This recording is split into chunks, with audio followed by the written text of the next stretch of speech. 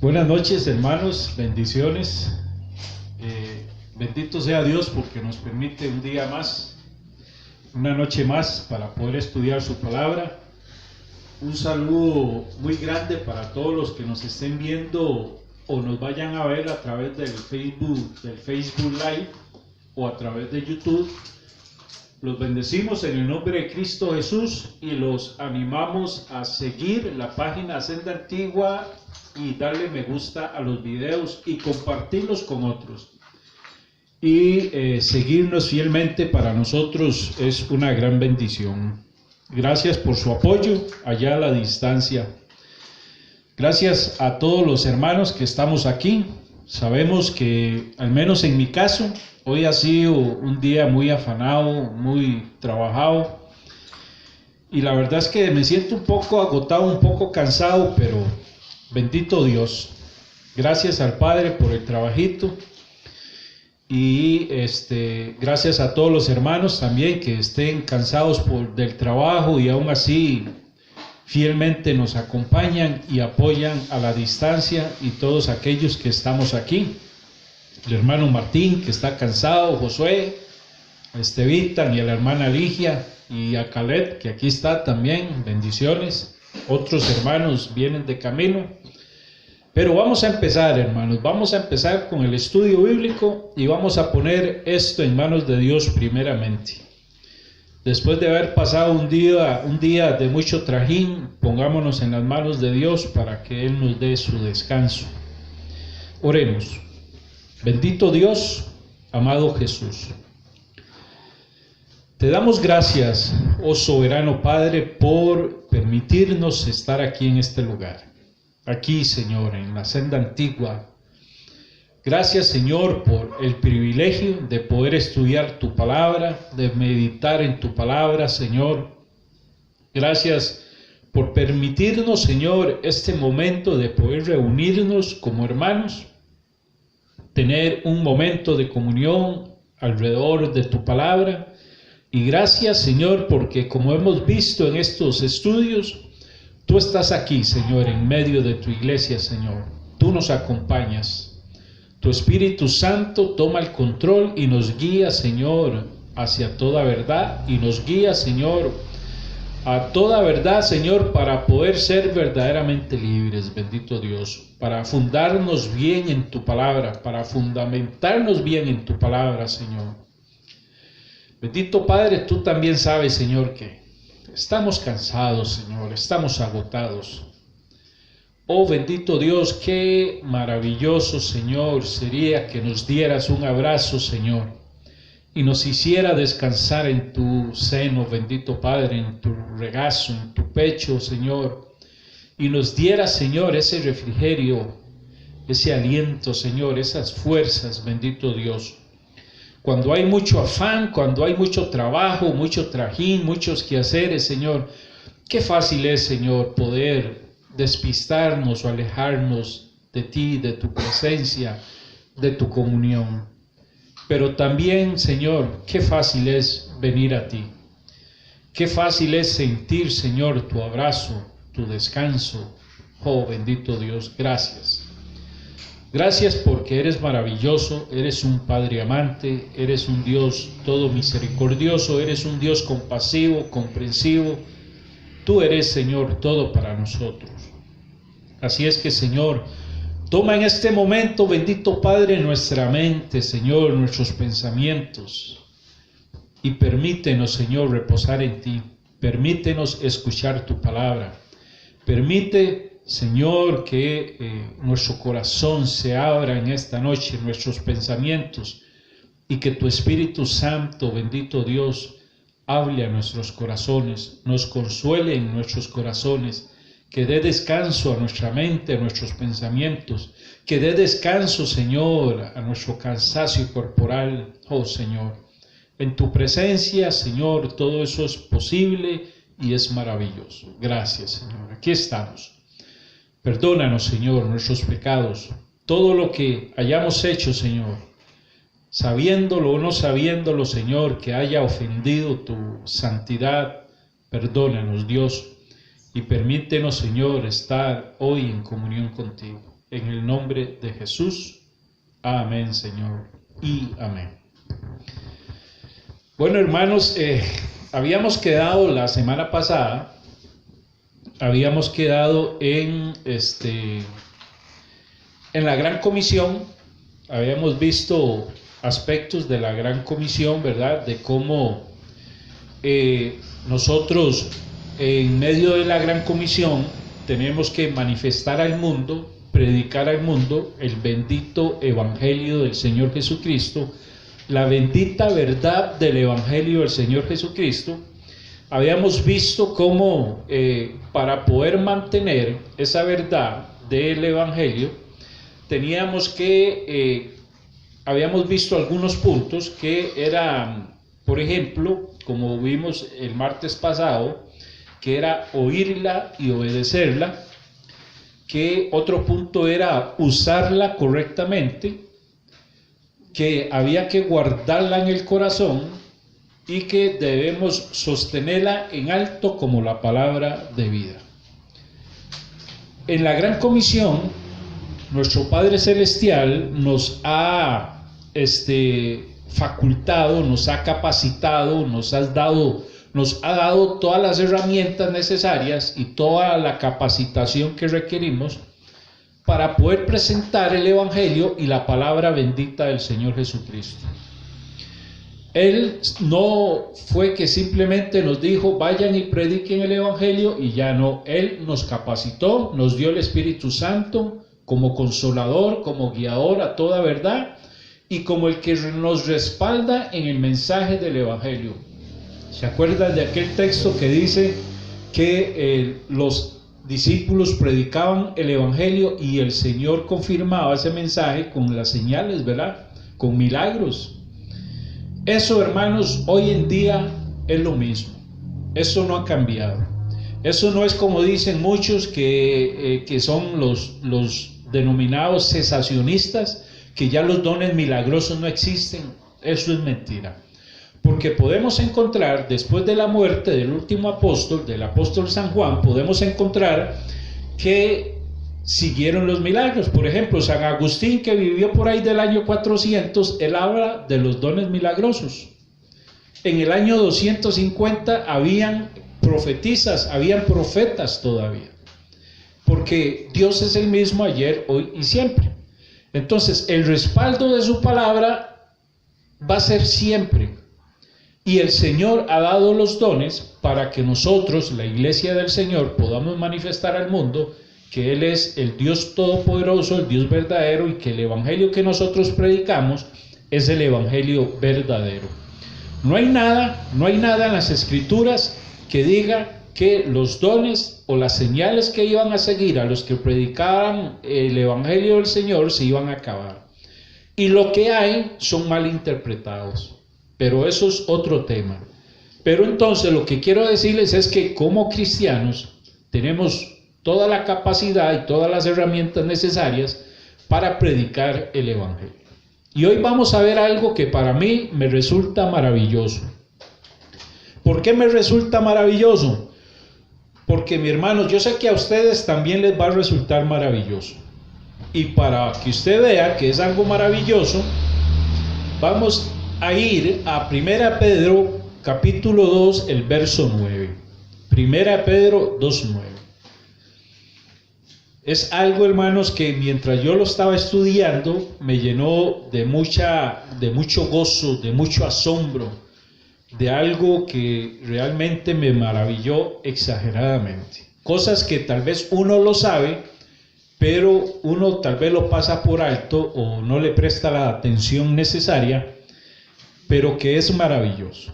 Y dice así: pero vosotros sois linaje escogido, real sacerdocio, nación santa, pueblo adquirido para posesión de Dios, a fin de que anunciéis las virtudes de aquel que os llamó de las tinieblas a su luz admirable. 1 Pedro 2:9. Yo leí la versión de las Américas. Mire usted qué increíble. Viene Pedro y nos dice que nosotros somos linaje escogido y menciona real sacerdocio. Oiga qué increíble.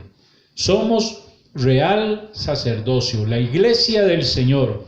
A nivel universal, la iglesia senda antigua es real sacerdocio, linaje escogido, nación santa, pueblo adquirido para posesión de Dios. Eso es un gran privilegio.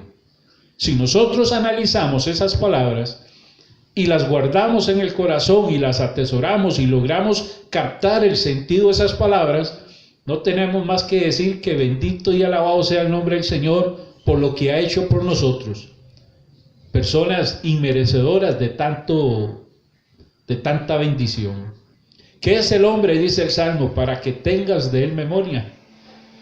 Si nosotros nos vemos a nosotros mismos, lo perdidos, lo malos que somos, y cuando vemos tantas bendiciones, tantas cosas buenas que el Señor hace para con nosotros, ¿qué más podemos decir? Señor, ¿por qué te acuerdas de nosotros? Pero así es el Señor.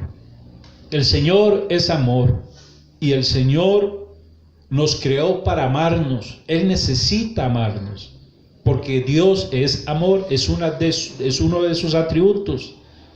Él se deleita en amarnos y nos creó para amarnos. Vamos a ver entonces lo siguiente. Vamos a analizar un poco sobre que somos reyes y sacerdotes. 1 Corintios 1:6. 1 Corintios 1:6 dice así. Mire cómo dice. Y nos hizo reyes y sacerdotes para Dios, su Padre. Y dice Juan, a Él sea la gloria e imperio por los siglos de los siglos. Cuando Juan viene y dice que Él nos hizo reyes y sacerdotes, no le queda otra más que decir, a Él sea la gloria, el imperio por los siglos de los siglos. Porque Él entendía lo que eso implicaba. Y vamos a ver qué es lo que implica todo eso. El Señor nos dio la gran comisión de predicar su palabra, nos dio su palabra como columna y sostén de la verdad a nosotros, la iglesia de Cristo, la iglesia universal, la iglesia senda antigua, y nos hizo reyes y sacerdotes, y todo esto para que nosotros lleváramos a cabo la gran comisión. Entonces, cuando leemos que 1 Pedro, el texto que usa Pedro en el 2:9, vamos a ver que él está usando el texto de Éxodo 19:6. Está tomando ese texto de Éxodo 19:6 y lo está trayendo a la iglesia a los que él quería predicarle. Pero vamos a ver que Apocalipsis 1:6 habla de un reino de sacerdotes y Pedro habla de un sacerdocio real. Un reino de sacerdotes, Apocalipsis 1:6, y Pedro de un sacerdocio real. Entonces podemos entender que en el Antiguo Testamento el pueblo ejercía su realeza y su sacerdocio mediante un jefe o un rey, ¿verdad? O una casta sacerdotal. Es decir, si había una casta sacerdotal, había un linaje que eran los únicos que iban a ser los sacerdotes, ¿verdad? Los sumos sacerdotes, que eran los únicos que podían entrar una vez al año. Todos los demás estaban, digamos, bajo la sujeción de él, dentro del mismo linaje, pero había un jefe o había un rey al que los sacerdotes debían sujeción. Y como dije, solo el sumo sacerdote entraba una vez al año al lugar santo. Pero ahora, mire usted qué maravilloso. Ahora en Cristo Jesús, ahora como hijos de Dios, como iglesia del Señor Jesucristo, cada uno de nosotros, cada uno de los cristianos nacidos de nuevo, hijos de Dios, somos un rey, somos un sacerdote, Pero no solo ahí. Es decir, Estevitan es un rey y un sacerdote. Y no es que porque la novia le diga mi rey, no, es que usted es un rey real, en Cristo Jesús. Y todos somos reyes. Como la hermana Ligia, cuando le dice a Martín, mi rey, no, ese tipo de rey no. Un rey y sacerdocio en Cristo Jesús. Y no solo ahí, hermanos, vea, es que no se queda solo ahí. Mire usted lo maravilloso de todo esto. Sino que también somos profetas y jueces. Somos reyes, sacerdotes, profetas y jueces. Y lo vamos a ver. Primera de Pedro 2, 9, 10. El texto que leímos hace poquito. Primera de Pedro 2, 9, 10. Dice así. Dice de la siguiente forma.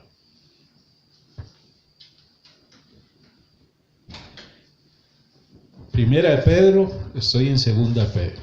Primera de Pedro 2, 9, 10. Aquí está. Mas vosotros sois linaje escogido, real sacerdocio, nación santa, pueblo adquirido por Dios para anunciar las virtudes de aquel que os llamó de las tinieblas a su luz admirable. Vosotros, que en otro tiempo no erais pueblo, pero que ahora sois pueblo de Dios, que en otro tiempo no habéis alcanzado la misericordia, pero ahora habéis alcanzado la misericordia. Ahora, contrastemos eso o comparemos eso con 1 Corintios 6:14. Busquemos por favor 1 Corintios 6:14.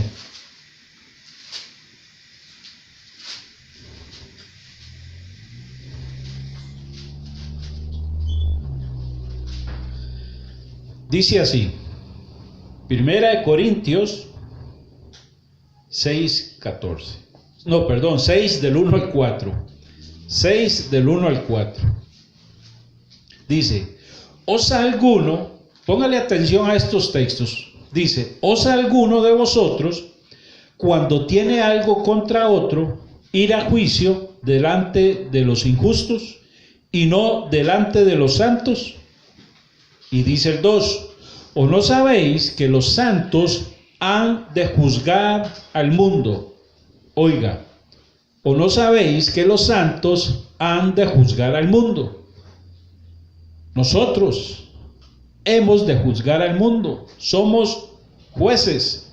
Y sigue diciendo, y el mundo ha de ser juzgado por vosotros. ¿Sois indignos de juzgar cosas muy pequeñas? ¿O no sabéis que hemos de juzgar a los ángeles? ¿Cuánto más las cosas de esta vida? Oiga, qué increíble, hermano. Es decir, somos no solo reyes y sacerdotes, sino profetas y también jueces. Jueces del Señor. Entonces mire usted cómo el Señor nos ha preparado y en la posición en la que Él nos ha puesto para que nosotros cumplamos la gran comisión y llevemos la bendita verdad del Evangelio de Cristo. Es decir, el Señor no escogió a simples personas. Él escogió a gente regenerada, nacida de nuevo, capacitada, revestida, puestos en alto como reyes, sacerdotes, como profetas y como jueces, para que podamos anunciar el Evangelio al mundo. ¿Y sabe por qué es todo esto? Esto se da no por simple, digámoslo así, no porque a Dios le dio la gana. No, dentro de todo hay un propósito y hay un porqué. Y el porqué del Señor nos ha puesto en esa posición tiene que ver con 1 Corintios 3. Ahí unas hojitas atrás, busquemos 1 Corintios, el capítulo 3. 1 Corintios 3, verso 21 y 23. Y dice así, mire usted qué maravilloso, oiga. Dice, así que ninguno se gloríe en los hombres. Y oiga, porque todo es vuestro. Todo es vuestro. Y sigue, sea Pablo, sea Apolos, sea Cefas, sea el mundo, sea la vida, sea la muerte, sea lo presente, sea lo porvenir, todo es vuestro, y vosotros de Cristo, y Cristo de Dios. Oiga, qué maravilloso. Nada más imagínense. Todo es nuestro. Pablo viene y dice que Él es nuestro, que Cefas es nuestro, que Apolos es nuestro, que el mundo es nuestro. ¿Y sabe por qué? ¿Por qué cree usted, hermanos, que todo es nuestro? Como reyes y sacerdotes, como jueces, como profetas, todo es nuestro. ¿Y por qué? Vamos a ver, alguien que se anime, que levante la mano, o alguien ahí en Facebook Live nos pueda decir por qué todo es nuestro. ¿Quién se anima? ¿Por qué dice 1 Corintios 3:21 que todo es nuestro? Porque somos coherederos con Cristo. Eso, hermana, la hermana está en todas. Oiga, qué manera. Por lo mismo, la hermana acertó en el puro clavo, papá. Porque somos coherederos con Cristo, porque todo es de Cristo. Y nosotros somos herederos de Dios, como dije ahora el domingo en Romanos 8:17. Somos herederos de Dios. Dios es el testador, nosotros sus herederos y coherederos con Cristo Jesús. Es decir, Cristo es el heredero de todo. Cristo es el heredero de todo. Nosotros somos coherederos con Cristo, entonces eso quiere decir que el mundo es nuestro. Todo es nuestro.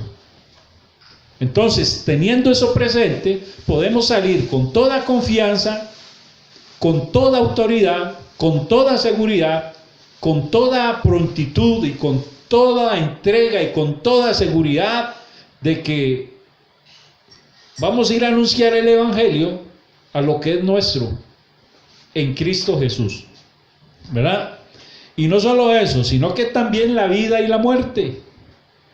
Por eso no nos debe dar temor salir a anunciar el Evangelio y que por allá nos quieran, nos persigan y que nos metan presos y que nos maten, nos corten la cabeza como los cristianos de la antigüedad.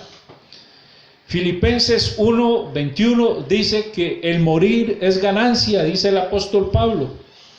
El morir es ganancia. Es decir, con morir nosotros no perdemos nada, más bien ganamos. La muerte es nuestra. Tenemos vida plena en la plenitud de Cristo Jesús. Vea lo que dice Colosenses 2, del 9 al 10. Busque Colosenses 2, del 9 al 10. Dice, porque en Él habita corporalmente toda la plenitud de la deidad, y vosotros estáis completos en Él, que es la cabeza de todo principado y potestad. Oiga, qué tremendo. Entonces, la vida o la muerte, hermanos, ¿qué? Como dicen ahí pachucamente aquí en Costa Rica, porta a mí la muerte. Porque en Cristo tenemos toda la plenitud y nada de eso nos va a afectar. El que muere, mire, el cristiano que muere anunciando el Evangelio en la gran comisión que el Señor nos ha dado, por ahí alguien se dejó decir que muere en el regazo de Dios. ¡Qué bendición! Bendito sea el Señor. Otro, el Salmo 116:15 dice que estimada es a los ojos de Jehová la muerte de sus santos. Entonces, a esos cristianos que conocemos que los han martirizado, los han matado, los han perseguido, les han cortado la cabeza en esos países musulmanes con extremistas islámicos, lo que les han hecho es un favor más bien. Bendito sea el Señor. Todos estos puntos los tenemos o el Señor nos puso en esa posición para que nosotros cumpliéramos la gran comisión. Porque qué triste sería que nos mandara el Señor a predicar su evangelio sin habernos posesionado en todas estas formas. Imagínense qué futuro o qué esperanza tendríamos nosotros.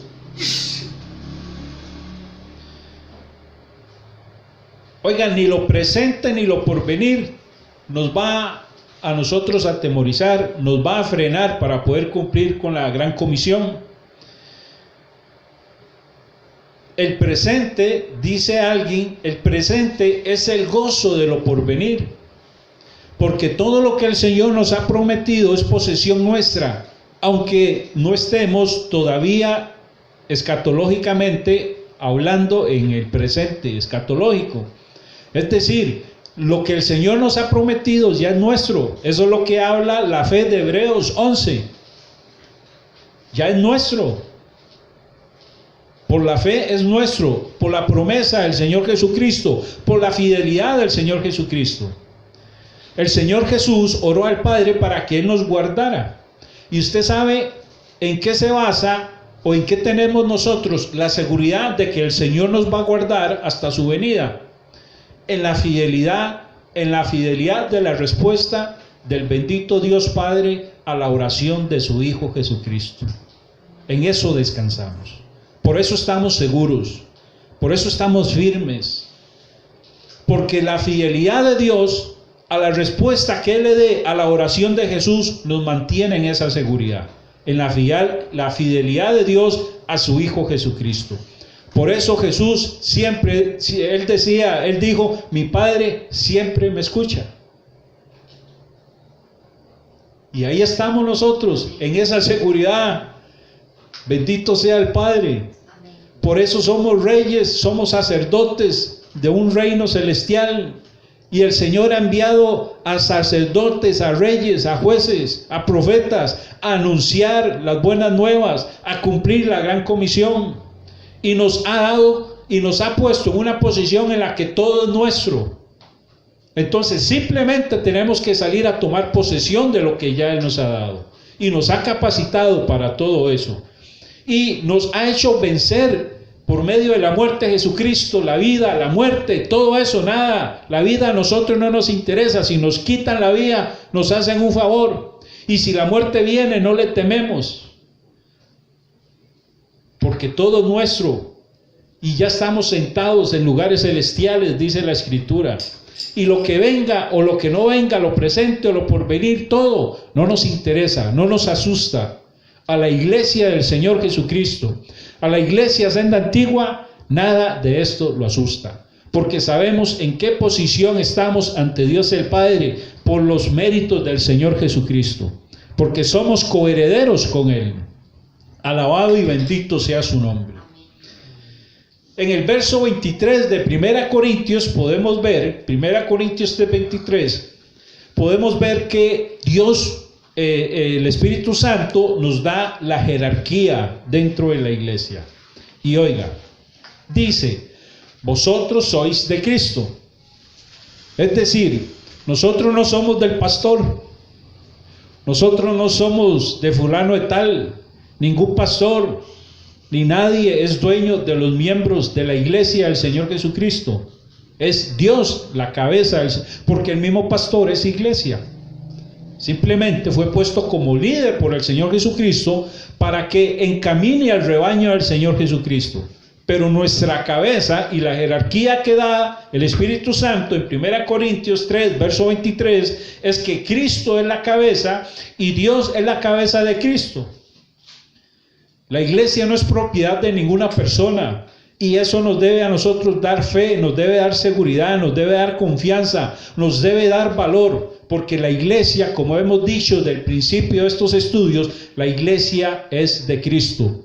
Por eso estos estudios se llaman la iglesia de Cristo. Y Cristo no nos abandona nunca, nunca, no nos deja solos. Y eso, hermanos, nos debe dar seguridad y valor. Definitivamente mucho valor para poder cumplir con sus propósitos. Cristo es, en cierto sentido, con todo esto que hemos visto, es en cierto sentido, Cristo es posesión nuestra. Ahora, suena rarillo, muchos dirán, eso me suena raro, que Cristo sea mi posesión. Pero si lo entendemos en el sentido de que Cristo vino y dijo que Él no había venido a servir, a ser servido, sino a servir, podemos decir en ese sentido que Cristo es nuestro. No es que nosotros vamos a poner a Cristo bajo nuestros pies y Él va a ser nuestro esclavo, no, sino que todo lo que Él es, Cristo como Dios, Cristo como heredero de todas las cosas de Dios, Cristo como el primogénito de la creación, está para nosotros. Nos ha dado de todo, por eso estamos completos en Él y por eso todo es nuestro. En ese sentido podríamos decir que Cristo es posesión nuestra. Bendito Dios. Como dice Mateo 20:28, ¿verdad? No vino a ser servido, sino a servir y a dar su vida por rescate. Sí, amén. En ese sentido, Cristo es posesión nuestra. Entonces vea usted qué maravilloso esto. Es decir, en la gran comisión tenemos todas las de ganar. Y todos los cristianos de la primera iglesia apostólica, aunque fueron perseguidos, aunque fueron martirizados, aunque fueron llevados al circo donde se los comían las bestias, aunque fueran decapitados, aunque fueran quemados, aunque fueran mutilados, aunque hicieran con ellos todo lo que hicieran, aunque los desterraran, todo, ellos fueron más que vencedores en Cristo Jesús. Todo era de ellos. Ellos eran reyes y sacerdotes, cumpliendo la gran comisión del Señor Jesucristo. Eran jueces y profetas. Aunque murieron. Porque es que el mundo cree que cuando un cristiano muere o mata a un cristiano, perdió el cristiano, se deshizo del cristiano. Y lo que hizo, por el contrario, fue elevarlo a una posición más alta, a una mejor posición espiritual. Y nosotros, hermanos, no somos diferentes. La iglesia Senda Antigua aquí en Salitrillos de Aserrí es una iglesia de reyes y sacerdotes, de profetas y de jueces. Eso es lo que somos. Y como en el mandamiento de la Gran Comisión, nosotros, los jueces, los profetas, los reyes, los sacerdotes, somos los encargados de cumplir esa comisión, de llevar el evangelio a toda criatura en esta comunidad.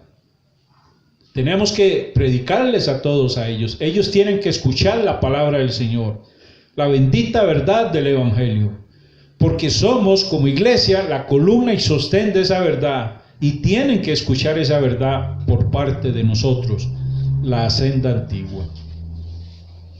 Así es que bendito sea el nombre del Señor. Pedro nos llama, como vimos, real sacerdocio. Pedro continúa describiendo las gloriosas riquezas que poseen los cristianos, como hemos visto en todo esto que he dicho. Los llama real sacerdocio.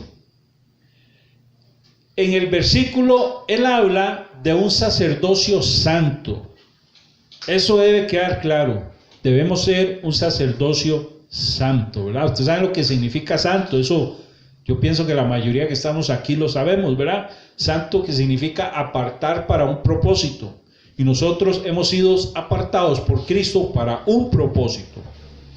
Entonces somos un sacerdocio santo. La palabra en latín de sacerdocio, de sacerdotes, viene de sacer, que quiere decir dar, don.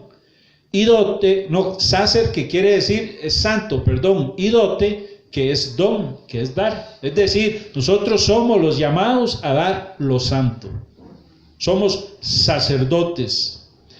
Esta frase que dice el apóstol Pedro es significativa a la luz del mandamiento, precisamente como acabo de decir, de que debemos ser santos. Y si analizamos esto, hermano, el adjetivo calificativo real, es decir, un adjetivo es algo que expresa una cualidad de algo. Entonces nosotros somos real sacerdocio, esa es nuestra cualidad. real. Somos un sacerdocio real. Pero esto le añade una dimensión todavía mucho mejor, hermanos, cuando vemos que el reino en el que estamos como real sacerdocio tiene un rey, el bendito y glorioso Señor Jesucristo. Entonces, el reino de los sacerdotes tiene un rey, ¿verdad? Jesús es a la vez sacerdote y rey, y no solo eso, sino que también está sentado en el trono del Padre, como vemos en el libro de Apocalipsis. Entonces vamos a ver, hermanos, que en Zacarías, busquemos por un momento el libro de Zacarías 6:13. Zacarías capítulo 6, verso 13.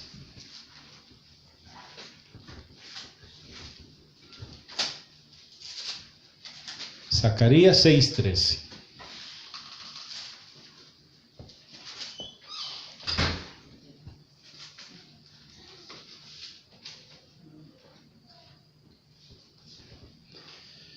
Dice, y edificará el templo de Jehová, y él llevará gloria, y se sentará y dominará en su trono, y habrá sacerdote a su lado, y consejo de paz habrá entre ambos. Mire qué increíble. En este texto, si nosotros lo estudiamos, vamos a ver que se está presentando en el trono a Jesús como rey, y también se le está presentando como sacerdote. Por eso somos sacerdocio real, porque Jesús es rey y sacerdote, y nosotros somos reyes y sacerdotes junto con él. Entonces, Zacarías describe al Mesías proféticamente como un sacerdote real. Pedro revela a los creyentes, revela que los creyentes, que nosotros ya somos sacerdotes de un sacerdocio real. Una nación que estamos formados por ciudadanos que residimos en diferentes zonas. En este caso, nosotros residimos en la comunidad de Salitrillos de Aserrí. Y tenemos, como sacerdocio real, tenemos estatutos y reglamentos que los encontramos en la bendita palabra del Señor. Porque no estamos a lo que nos dé la gana, no, hay reglas a seguir, hay leyes a seguir, como sacerdotes, como un reino, como cualquier reino tiene sus reglas, ¿verdad? Y los ciudadanos de esta nación santa, que somos nosotros, sin embargo, tienen sus características comunes por medio de nuestro Señor Jesucristo. Por eso somos completos en Él. Todas las características que tenemos como sacerdocio santo, las tenemos a través de nuestro bendito Señor Jesucristo. No nos podemos salir de Él porque perdemos cualquier propiedad. Pedro, entonces, hermanos, viene a describir un pueblo de Dios, al pueblo de Dios como una nación santa, lo que significa que sus ciudadanos, como dije ahora, nosotros hemos sido apartados para el servicio de Dios. Es decir, en una iglesia, todos los miembros nacidos de nuevo y que entiendan y capten el concepto real de lo que es la iglesia del Señor Jesucristo, todos nosotros somos ciudadanos apartados para el reino de Dios. Y en el reino de Dios hay un único propósito. Y el único propósito que hay dentro de este reino del bendito Señor Jesús es cumplir con la gran comisión. Uno de los que hemos visto, porque hemos visto otros, ¿verdad? Hemos visto que nuestro primer propósito era glorificar y alabar al Señor Jesucristo. Manifestar la vida de Dios en la iglesia, al mundo, y cumplir con la gran comisión. Y el Señor nos ha puesto en estas alturas, en estas posiciones, para que como un reino santo y apartado podamos cumplir el servicio que el Señor nos ha dado. Entonces, hermanos, todas estas cualidades que tenemos como iglesia nos engrandecen y nos comprometen teniendo a mano todas las herramientas y toda la posición que se requiere para poder ser, hermanos, guardianes, para poder ser guardianes de esa verdad, para poder ser columna y sostén de esa bendita verdad del Evangelio del Señor Jesucristo. Y el Evangelio del Señor Jesucristo no es otra cosa más que su bendita y gloriosa palabra. Así es que nosotros en la Gran Comisión no salimos a anunciar nuestra sabiduría, no salimos a anunciar nuestros propios conceptos, salimos a anunciar el bendito y glorioso Evangelio del Señor Jesucristo. Y somos, hermanos, tenemos todas las herramientas necesarias para hacer eso. El Señor nos ha capacitado, nos ha dado todo lo necesario. Así es que gran problema tiene toda aquella iglesia que se encierra en su local o donde quiera que esté, que se encierra y no sale a anunciar el bendito Evangelio del Señor Jesucristo. Porque como iglesia del Señor, hemos sido capacitados y posicionados para anunciar las virtudes de aquel que nos llamó de las tinieblas a su luz admirable, para anunciar las buenas nuevas del Evangelio del Señor Jesucristo, para anunciarle a las personas el pecado que los condena, el pecado que los lleva al infierno, para anunciarles a ellos, pero no solo eso, sino para anunciarles del amor salvador del bendito Dios Jesucristo, de la grande misericordia del Señor Jesucristo.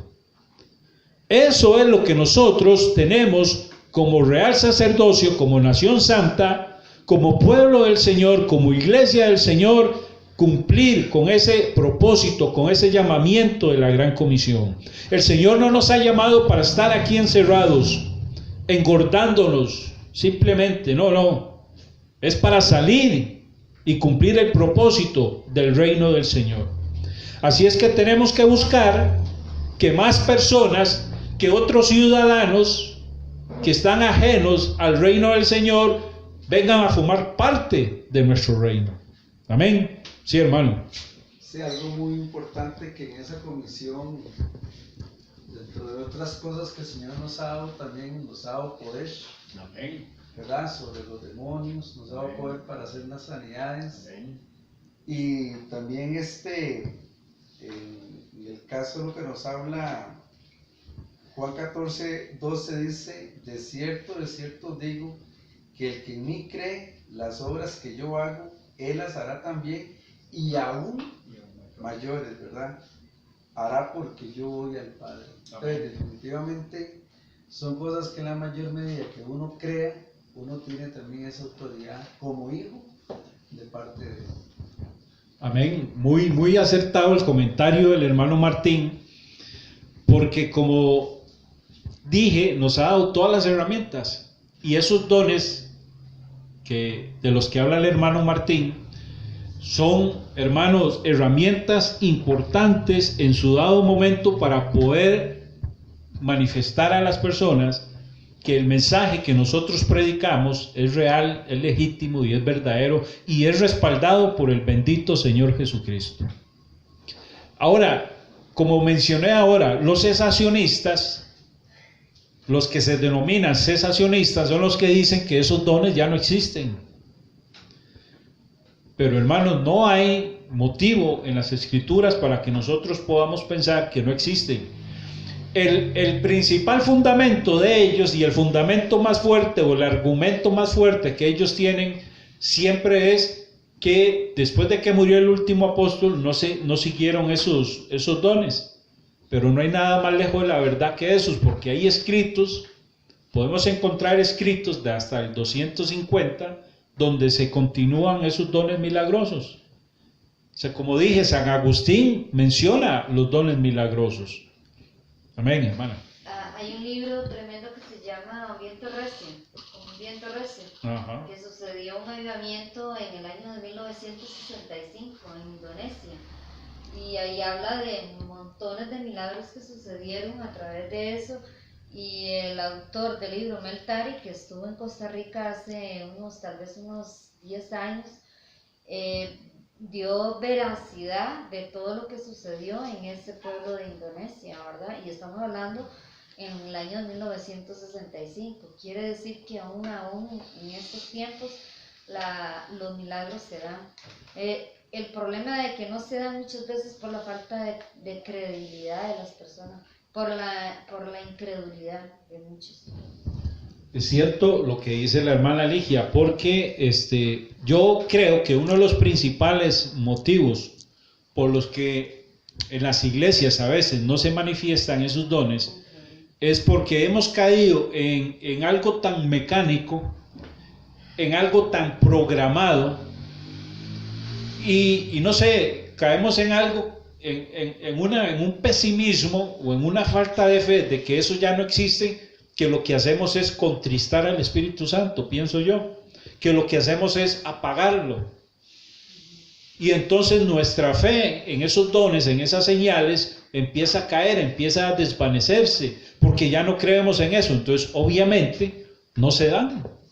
El Espíritu Santo se contrista, pienso yo, se entristece, lo opacamos con nuestro vivir tan mecánico dentro de la iglesia, con nuestra frialdad de no creer de que el Espíritu Santo sigue siendo el guiador de la iglesia, sigue siendo el consolador de la iglesia y sigue siendo aquel que es el que va a obrar los milagros que van a verificar o van a validar el mensaje que nosotros damos del Señor Jesucristo.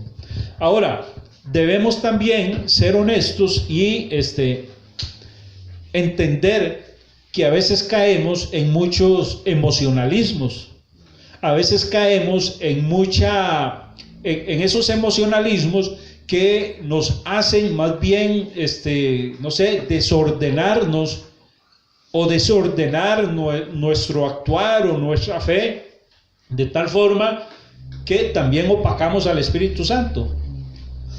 Porque, hermanos, a través de la historia de la iglesia, desde la iglesia apostólica hasta hoy en día, han habido épocas de avivamientos. No ha sido un avivamiento continuo. Entonces, eso quiere decir que el Espíritu Santo se ha movido a su voluntad en esas diferentes épocas y ha realizado esos dones milagrosos en las diferentes épocas. No es cuando nosotros queremos. Por eso debemos estar bien afinados en comunión con el Espíritu Santo para saber cuándo es voluntad del Espíritu Santo como persona el querer realizar un milagro, sino que tal vez en nuestra ignorancia o en nuestra emoción empezamos a orar, hermanos, Dios va a hacer un milagro y tal vez no estamos sintonizados con el Espíritu Santo y tal vez el Espíritu Santo tiene a X persona enferma porque está tratando con esa persona para salvarla, no sé lo que Él quiere hacer, y nosotros queremos interrumpir ese trato del Espíritu Santo con esa persona y queremos sanarla y sacarla de ahí. Entonces, obviamente, a veces nuestra emoción o nuestro querer, no sé, tal vez así espontáneo, sin pensarlo, sin estar en comunión con el Espíritu Santo, no notamos todas esas cosas, ¿verdad? No discernimos esas cosas. ¿Por qué el hermano o la hermana o el hermano, por qué está enfermo? Discernir por qué. Porque tal vez Dios lo tiene ahí, puliéndolo. Como el apóstol Pablo, que tenía un aguijón en la carne, y dice que él oraba a Dios, y Dios nunca quiso quitarle ese aguijón. Entonces imagínense un hermano ahí, orando por el apóstol Pablo, siempre queriendo sanarlo ese aguijón. Y ese aguijón que tenía el apóstol Pablo era para que la gracia del Señor se manifestara poderosamente en el apóstol Pablo. Entonces todo eso debemos discernirlo dentro de la iglesia. Por eso hay dones dentro de la iglesia. Por eso necesitamos los dones dentro de la iglesia, para que aquel hermano que tiene el don de discernimiento venga y nos diga, no, hermanos, Dios está tratando con él. O ese espíritu, ese don de revelación, ¿verdad? Dice el libro de Apocalipsis que, en 1 Corintios 14, cuando se está hablando de las lenguas y todo eso, voy a leerlo para que quede claro. 1 Corintios 14. Aquí está el verso 30. 1 Corintios 14, 30. Leamos desde el 29, dice: asimismo los profetas hablen 2 o 3 y los demás, dice que juzguen. Y el 30 dice: y si alguno le fuere revelado a otro que estuviese sentado, y si algo, perdón, le fuere revelado a otro que estuviese sentado, calle el primero, porque podéis profetizar todos uno por uno, para que todos aprendan y todos sean exhortados, y los espíritus de los profetas están sujetos a los profetas. Es decir, el espíritu del don ese que el Señor nos ha dado está sujeto a nosotros. Entonces nosotros debemos saber discernir el orden y las ocasiones y las oportunidades que se den, y no simplemente dejarnos llevar por la emoción y tirarnos a lo que eso salga. Pero vea lo que dice el 29, dice: y así mismo los profetas hablen 2 o 3 y los demás juzguen.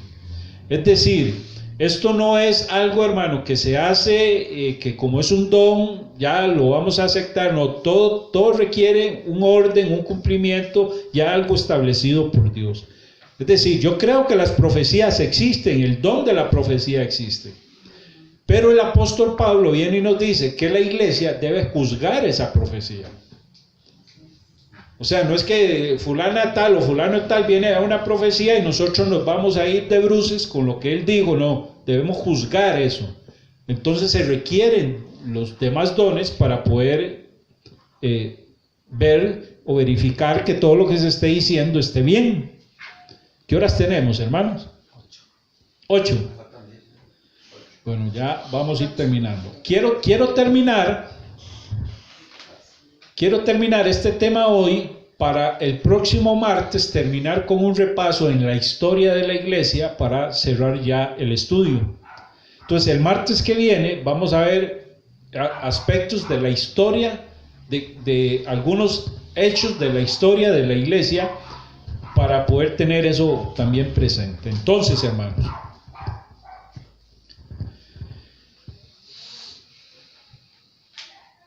dice, vamos a ver dónde que ya Mateo 28, 19 al 20, dice así: id pues y haced discípulos a todas las naciones, bautizándolos en el nombre del Padre y del Hijo y del Espíritu Santo, enseñándoles a guardar todo lo que os he mandado. Y he aquí, yo estoy con vosotros todos los días hasta el fin del mundo. Aquí está el principal texto que nos habla de la Gran Comisión, pero vea que dice y. Es decir, también implica que los discípulos, esto que se le dijo a los discípulos, es también válido para toda la iglesia en general. No se debe concentrar toda su atención en venir a la iglesia, sino en ir también. Venir a la iglesia y hacer discípulos, ir a ser discípulos. Es decir, no debemos quedarnos encerrados solo aquí, debemos predicar el evangelio, debemos evangelizar como iglesia. Entonces, deben ir para llevar las preciosas noticias, el evangelio de la paz. Esto, por supuesto, nosotros, la iglesia o las personas, los miembros de la iglesia, no pueden ir a menos que se envíen. Y no pueden venir no pueden ir si primero no vienen, ¿verdad? Entonces, primero venir, discipular y enviar. Venir a la iglesia, ganar personas para Cristo, discipularlas y enviarlas. Esa es como un ciclo que se debe dar dentro de las iglesias. No debe ser solo venir y venir y venir y crecer y crecer y crecer y no sacar a nadie. Porque muchos vienen, pero no todos los que vienen son cristianos. Y una oración muy importante, una oración no hace cristiano a nadie. Un día estoy hablando con una señora, me dijo, es que él aceptó a Cristo, y le pregunté así, hermana, ¿y cómo? Me dice, es que él hizo la oración. Yo no le dije nada para no desanimarla, pero una oración no hace cristiano a nadie. Pero sí es seguro, claro, Dios obra como Él quiere, y hay muchos que en una oración nacen de nuevo. Eso nadie lo puede negar.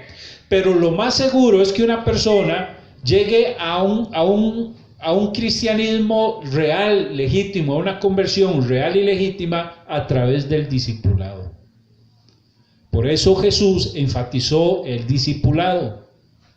Ir y predicar el evangelio, dice, a todas las naciones, bautizándolos en el nombre del Padre y del Hijo y enseñándoles a guardar todas las cosas. Entonces, hermanos, no pueden ir a menos que hayan venido y a menos que se mantengan tanto viniendo como yendo. Es decir, un ciclo. Ellos no pueden dar a menos que estén dispuestos a recibir. En la iglesia no podemos dar si no estamos dispuestos a recibir primero. Es un ciclo que tiene un orden. Por tanto, en realidad, en sí lo que significa es id. Id, por tanto, id. ¿Por qué? Porque nuestro Señor Jesús simple y sencillamente así lo ha ordenado. Entonces por eso tenemos que ir. Porque Él ha prometido impartir las fuerzas necesarias, nos ha capacitado, como he venido diciendo, nos ha dado las herramientas para poder ir. Y porque Él es digno del homenaje y la fe y la obediencia de todo hombre. Él es digno de que lo obedezcamos. Él es digno de que le hagamos caso. Porque Él es digno, así es sencillo. Porque Él es Jesús, nuestro Señor. Por eso le llamamos Señor. Haced discípulos. El original dice, hermanos, literalmente dice, por tanto, habiendo ido, haced discípulos. Primero debemos ir y después hacer los discípulos. En estos casos, dice este comentario, en estos casos, tanto el participativo como el verbo que le sigue puede ser, en el caso presente, debe ser interpretado con fuerzas de imperativo, es decir, es una orden. Es un imperativo, es algo que es ordenado. Es imperativo que nosotros prediquemos y llevemos el evangelio. Es una orden, no es si queremos, no es que acomodémonos primero, no, es una orden y una orden no se discute, se cumple. Hacer discípulos. Hacer es el verbo y discípulos es el participativo. En sí, es un mandato enérgico, es una orden. Pone algo más de énfasis en el hecho de que tanto la mente como el corazón y la voluntad deben ser ganadas para Dios, como dije ahora el domingo. Las personas son salvas no en su mente, no en su corazón, sino en su voluntad. Ellos deben decidir. Un discípulo es un alumno, es un aprendiz. Por tanto, nosotros, la iglesia Senda Antigua, debemos proclamar la verdad y la voluntad de Dios al mundo. Es necesario que los pecadores sepan acerca de su propia condición perdida, de la condición perdida que tienen ellos. Deben saber de Dios, deben saber del plan de Dios, deben saber del plan de redención de Dios, de su amor, de su ley, etc. Debemos discipularlos, debemos anunciarle el evangelio completo. El evangelio es integral, abarca la mente, abarca el espíritu y abarca el cuerpo. Sin embargo, esto no es suficiente. El verdadero discipulado implica mucho más. Un entendimiento puramente mental hasta ahora no ha hecho ningún discípulo. Es decir, debemos asegurarnos que no sea algo simplemente una aceptación mental, sino una aceptación de la voluntad de esa persona. Un entendimiento mental nunca ha hecho ningún discípulo. Es parte del cuadro, de hecho, es una parte importante. Claro que debe haber una aceptación mental, pero que implica también todas las demás, no solo esa. La verdad aprendida debe ser practicada, debe ser apropiada por el corazón, la mente y la voluntad para que uno permanezca y continúe en la verdad del evangelio. Solo entonces uno es verdaderamente un discípulo de Cristo. Solo entonces, mientras no se den todos esos aspectos, nadie es discípulo.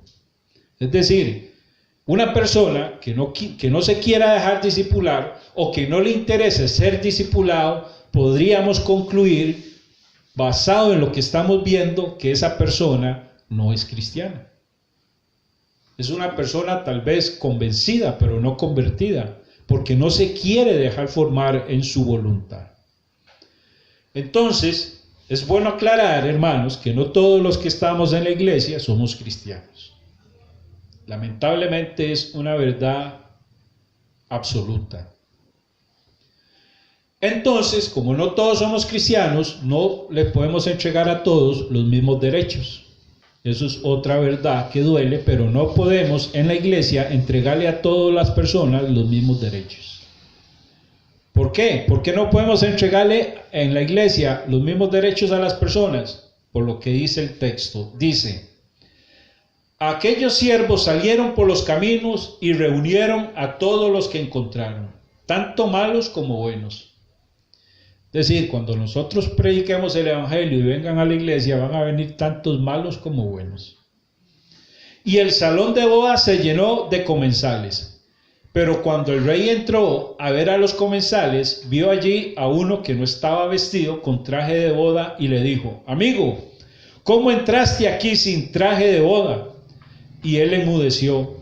Entonces el rey dijo a los sirvientes: atadle las manos y los pies y echadlo a las tinieblas de afuera.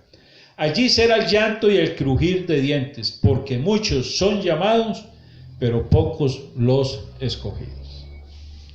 Entonces, hermanos, esto es algo importante que deberían saber todos los líderes. No pueden entregarle los mismos derechos a todos los miembros en la iglesia. Hasta en eso necesitan discernimiento. Los dos hermanos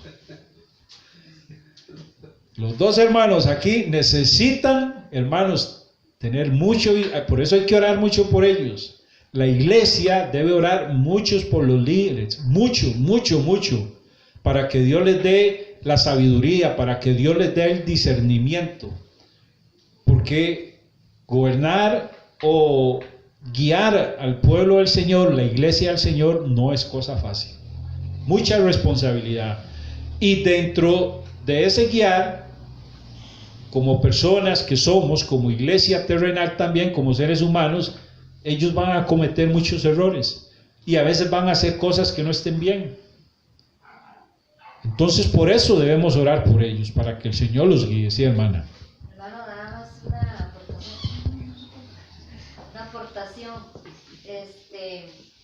Qué tremendo, porque yo, uno camina en el evangelio y ha visto situaciones donde lamentablemente hay iglesias donde hay discipulados, hay gente que está capacitada, hay gente que está preparada, hay gente que puede ir, pero no los envían.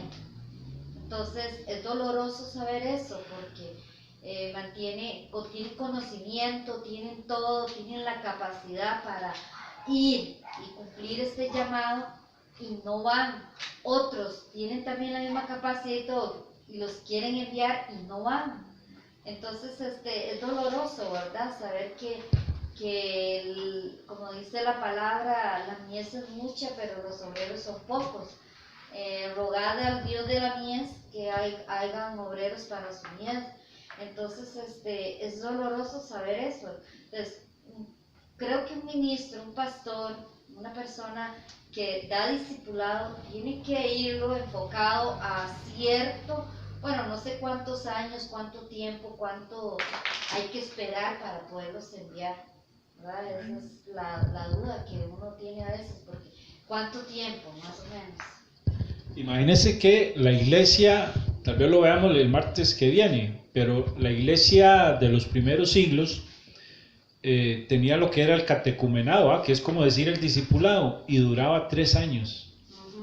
El discipulado duraba 3 años, y el que discipulaba, es decir, no era una clase con un maestro, sino que si llegaba una persona a la iglesia, se le asignaba un miembro ya de la iglesia, un miembro fijo, servidor de la iglesia, y esa persona se encargaba de discipular a esa nueva persona, lo visitaba en la casa, pasaba con él parte del día y él se encargaba de discipularlo, de catecumenarlo.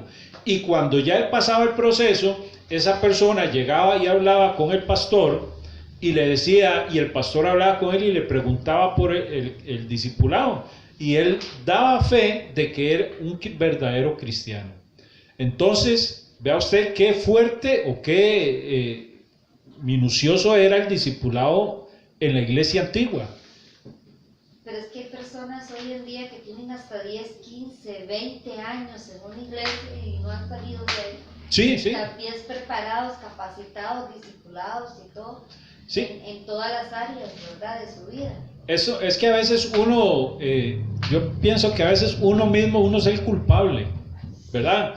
Por esas personas que tal vez están capacitadas con dones y tienen todo para poder dar y cumplir, y no se despabilan, no se pellizcan, y uno cae a veces en eso. Yo caí en eso, ¿verdad? Como en eso de que queriéndome sujetar, me estanqué un montón de años yo solo, ¿verdad?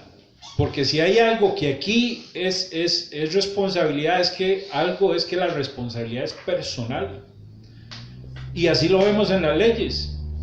Si usted viene y mata a una persona tomado, aunque usted hubiera estado bajo los efectos del alcohol, la responsabilidad es suya y a usted lo van a condenar. Porque uno no puede echarle la culpa a factores externos o a otras personas y decir, no, es que fue culpa de no, la culpa siempre es de uno. Entonces, cuando estemos, esas personas que están en la iglesia, que como dice usted, están capacitadas y tienen todo para algo, pero nunca se pellizcaron, lamentablemente, la culpa es más de uno que de otro, ¿verdad? Porque uno, sí, se durmió en los laureles, como dice el dicho. Amén. Algo que creo yo que es importante es seguir el ejemplo de Jesús. En Hechos 1, en la segunda parte, el primer versículo, decía, en este caso Lucas, las cosas que Jesús comenzó a hacer y a enseñar. Entonces Jesús agarró a los 12 discípulos y comenzó a andar con ellos. Con el ejemplo les enseñaba y con lo que era la doctrina. Entonces, si nosotros como líderes le queremos enseñar a nuestros hermanos cristianos a predicar el evangelio, nosotros somos los primeros que tenemos que salir, llevarlos con nosotros y enseñarles con el ejemplo. Es un asunto de formación, el mismo ejemplo de los papás con los hijos. Esa sería mi proposición. Muy aceptada también, porque buen texto ese, ciertísimo. O sea, Jesús se puso como ejemplo, Jesús les enseñó, los andaba con él. En estos tiempos, digamos, en donde se da una persona, se designa una persona de la iglesia, fulano y tal, para que dé un discipulado, digamos, a 5 o 6 personas, yo pienso que la iglesia, o el pastor de la iglesia, o la junta de la iglesia, no sé cómo se administre, deberían hablar con el discipulador y que ese discipulador tenga responsabilidad con los que él va a discipular, de tal forma que no simplemente se conforme con darles el discipulado y ya, sino que él indague más, se meta más en el discipulado con ellos, que se meta más personalmente, no sé, más profundamente en el discipulado, de tal forma que como en la iglesia de los primeros siglos, cuando se termina el discipulado, el maestro puede venir y decir al pastor, pastor, ya terminé el discipulado, o a la junta, o a quien sea, y de estos que yo discipulé, esto, y para mí son calidad, a los demás les falta, ¿me entiende? Entonces, el asunto yo pienso que es más sano, más riguroso y más real, más verdadero, como cuando en una empresa tienen la oficina de recursos humanos, que van a contratar a una persona y la llaman y la entrevistan. Entonces, entre todos los entrevistados, agarran a los más capaces, a los demás. Yo me acuerdo que a mí una vez me entrevistaron y me preguntaron que si me gustaban las flores, que si me gustaba pintar cuadros y un montón de preguntas raras, y lo estudiaban a uno hasta psicológicamente.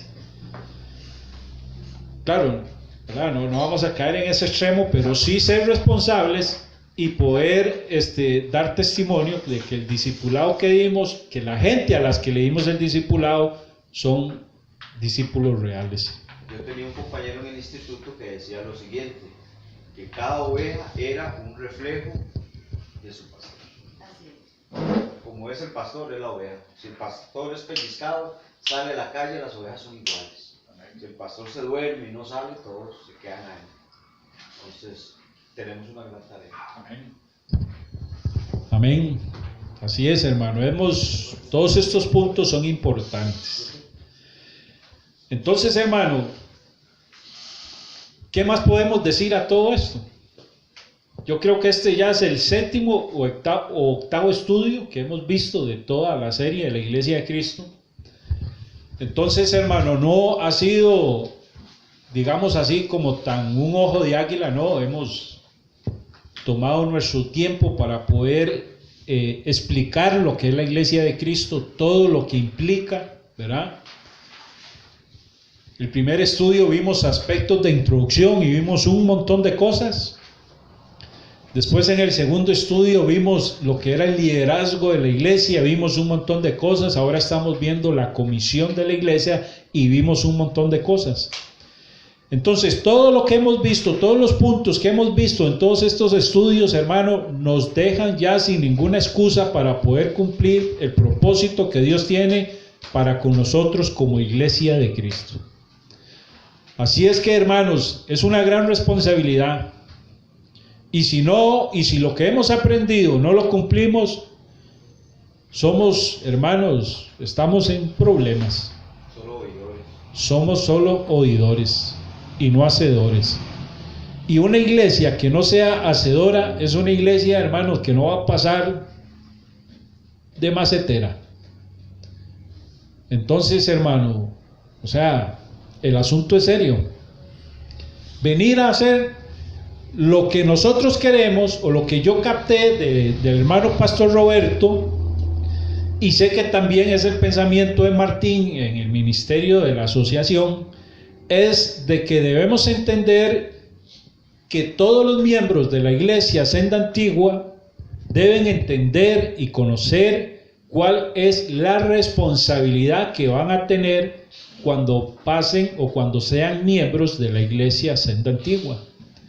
Que en la iglesia Senda Antigua no queremos calientabancas, no queremos gente que venga a pasar aquí un rato ameno, a comerse un almuercito el domingo o a tomarse un cafecito el martes. No, queremos algo más que eso.